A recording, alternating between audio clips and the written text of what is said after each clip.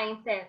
Dito kaagad napipicture out ng mga ibang tao na di porket na once they hear about financial education, ay hindi ko maintindihan yung pangmayaman yan eh.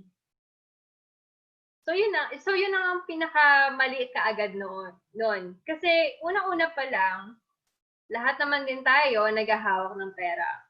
All of us naman are earning money, of course we work, di ba? Or kahit business, doing business and so on.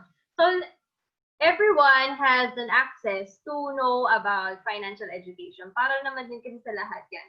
Regardless kung anong status mismo ng buhay mo. And yun nga, many think that the only solution to financial challenge is to borrow money. May utang ako dito, kailangan ko ng bayaran kasi galit na, I have to make utang pa sa ibang tao para na mabayaran ko yung naiinis na. So, as much as possible, huwag sana natin matolerate yung ganyang habit.